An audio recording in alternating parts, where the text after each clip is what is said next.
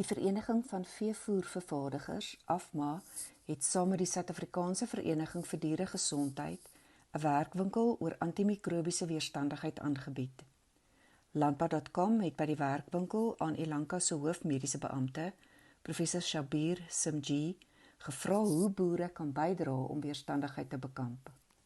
So I think that the first thing that we need to bear in mind is use antibiotics responsibly. So use them on label. There's a reason why we have an SPC.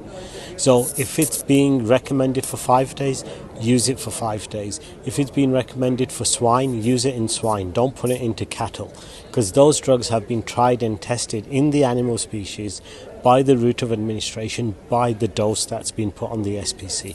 By going off-label, you would then increase the risk of resistance development.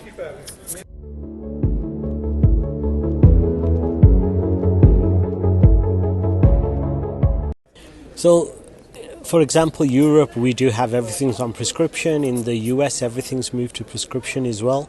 The issue that we have in low middle income countries, a lot of countries as well, it doesn't have to be low middle income, we do not have enough veterinarians to be able to prescribe. Even if you had enough veterinarians to prescribe, do you have enough pharmacists to dispense? So that's the biggest issue that you have at the moment. So as an industry, we would prefer everything on being prescription so that you've got veterinary oversight, but we also have to respect the fact that you may not have enough veterinarians. For example, South Africa, you have one vet school. How many vets are you going to produce every year? How many are going to stay in farm practices? How much, there's probably more money in small animals, more money in looking after horses.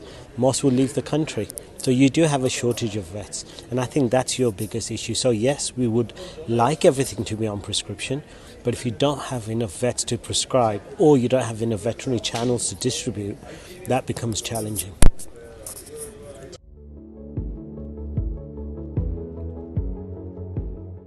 So what we do see is even across Southeast Asia, Latin America, for example, the people that would be more invested in prescription or doing veterinary oversight are the big companies, because they have an export market to protect. It's a multi-billion-dollar industry, so they will go the extra mile to do veterinary oversight, get a prescription. But they're a small minority and they're doing it for the export market.